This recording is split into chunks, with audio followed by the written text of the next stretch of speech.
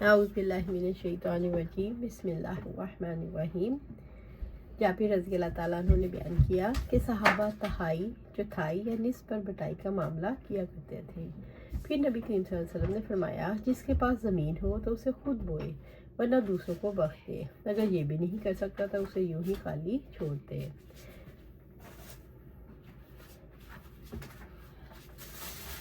آپ صلی اللہ علیہ وسلم نے فرمایا، جس کے پاس زمین ہو تو خود بوئے ورنہ اپنے کسی مسلمان بھائی کو بخش دے، اور اگر یہ نہیں کر سکتا تو اسے یوں ہی خالی چھوڑ دے۔ ہم سے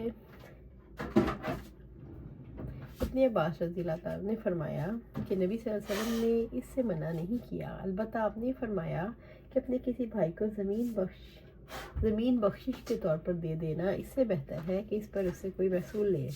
اس صورت میں ہے کہ ذمہ دار کے پاس فالتو زمین بیکار پڑی ہو۔ ہم سے سلیمان بن حرب نے بیان کیا، آپ صلی اللہ علیہ وسلم ابوبکر رضی اللہ تعالیٰ عنہ، عثمان رضی اللہ تعالیٰ عنہ کے عہد میں اور معاویہ رضی اللہ تعالیٰ عنہ کی ابتدائی عہد خلافت میں کرایہ پر دیتے تھے۔ قانون الگ ہے اور اثار الگ۔ حضرت رافع بن خدیج رضی اللہ تعالیٰ عنہ نے قانون نہیں بلکہ احسان اور اثار کے طریقے کو بتایا۔ اس کے برخلاف عبداللہ بن عمر رضی اللہ تعالیٰ عنہ اور عدم جواز کی صورت بیان فرما رہے ہیں، جس کا مقصد یہ کہ مدینہ میں جو طریقہ رائج تھا کہ نہر کے قریب کی پیداوار زمین کا مالک لے لیتا، اس سے آپ صلی اللہ علیہ وسلم نے منع فرمایا، مطلق بٹائی سے منع نہیں فرمایا۔ یہ الگ بات ہے کوئی شخص اپنے زمین بطور ہمدردی کاشت کے لیے اپنے کسی بھائی کو دے دے، تو آپ صلی اللہ علیہ وسلم نے اس طرز عمل کی بڑی شاندار لفظوں میں رغبت دلائی۔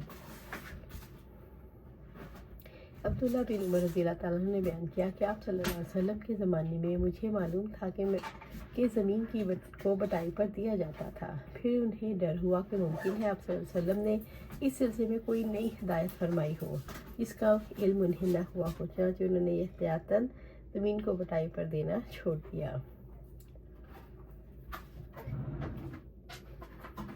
عبداللہ بن عباس رضی اللہ عنہ نے فرمایا، بہتر کام جو تم کرنا چاہتے ہو اپنی خالی زمین کو ایک سال سے دوسرے سال تک کرایہ پر دو۔ ہم سے عمر بن خالد نے بیان کیا، رافع بن خدیج نے بیان کیا کہ میرے دونوں چچا نے بیان کیا وہ لوگ نبی صلی اللہ علیہ وسلم کے زمانے میں زمین کو بٹائی پر نہر کے قریب کی پیداوار کی شرط پر دیا کرتے، یا کوئی بھی ایسا خطہ جسے مالک زمین اپنے لیے چھانٹ لیتا۔ آپ صلی اللہ علیہ وسلم نے اس سے منع فرمایا۔ حنظلہ نے کہا، اس پر میں نے رافع بن خدیج سے پوچھا، اگر درہم اور دینار کے بدلے یہ معاملہ کیا جائے تو کیا حکم؟ انہوں نے فرمایا، اگر دینار اور درہم کے بدلے میں ہو تو اس میں کوئی حرج نہیں۔ اور لیس نے کہا کہ نبی صلی اللہ علیہ وسلم جس طرح کی بٹائی سے منع فرمایا وہ ایسی صورت ہے کہ حلال و حرام کی تمیز رکھنے والا کوئی بھی شخص اسے جائز نہ قرار دے سکتا، کیونکہ اس میں کھلا دھوکہ ہے۔ اس سے جمہور کے قول کی تائید ہوتی ہے، جس مزارعت میں دھوکہ نہ ہو، مثلا روپیہ وغیرہ کے بدل ہو یا پیداوار کے نصف یا ربع پر ہو تو جائز ہے، ورنہ وہی مزارعت ہے جس میں دھوکہ ہو، مثلا کسی خاص مقام کی پیداوار پر۔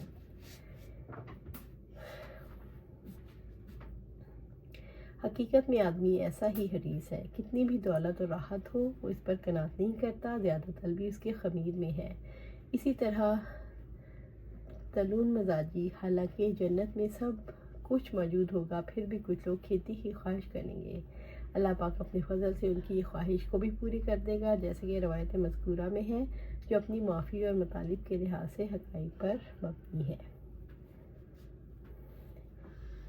ایک دیہاتی بھی مجلس میں حاضر تھا کہ اہل جنت میں سے ایک شخص اپنے رب سے کھیتی کرنے کی اجازت چاہے گا، اللہ تعالیٰ اسے فرمائے گا کہ اپنی موجودہ حالت پر تو راضی نہیں؟ وہ کہے گا، کیوں نہیں، لیکن میرا جی کھیتی کرنے کو چاہتا ہے۔ آپ نے فرمایا، پھر اس میں بیج ڈالے، پلک جھپکنے میں وہ اگ بھی آیا، پک بھی گیا اور کاٹ بھی لیا، اور اس کے دانے کے پہاڑوں کی طرح ہوئے۔ اب اللہ تعالیٰ فرمائے گا، ابن آدم اسے رکھ لے، تجھے کوئی چیز آسودہ نہیں کر سکتی۔ یہ سن کر دیہاتی نے کہا، قسم خدا کی وہ تو کوئی قریشی انصاری ہی ہوگا، کیونکہ یہی لوگ کھیتی کرنے والے ہیں، ہم تو کھیتی ہی نہیں کرتے۔